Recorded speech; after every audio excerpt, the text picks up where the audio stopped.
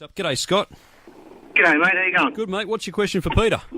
Mate, Peter, I've had an investment property up in Graceby, Rockhampton, probably 6 years. Now, Yep. when I bought it for about 320K. Yep.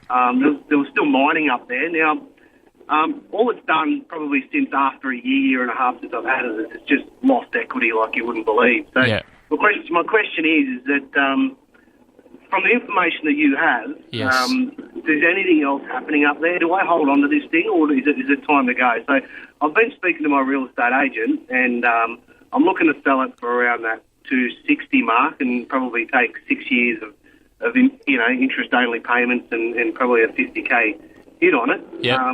Or do I hang on to it in the hope that something's happening up there? What sort of rent is it bringing you?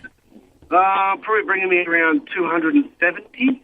So A week? 270 on something that would sell for 260. So it's just on the base of that, it's trading on a yield of about 5% on the sale price, which is quite, for someone to buy that, I think is quite attractive. Do you need to sell it? Are you pressured, or is it just because it hasn't done anything? Well, I'm just concerned that it's just going to keep going down and down. I've had a look. I've had a bit of an investigation and a bit of a search, and there's nothing happening up there. The mining's not really. There was something there when I bought it. But, there's no excitement, but there is still someone willing to pay you $270 a week rent, and I think that's very, very important.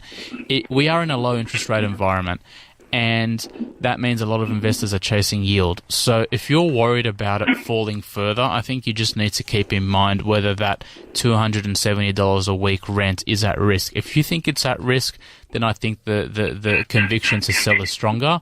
But if you think that 270 is basically set and forget, and you can get that, and then, if something happens, there's a little bit of upside there, I wouldn't be inclined to sell unless you really, really have to, and you really need to take the funds off the table.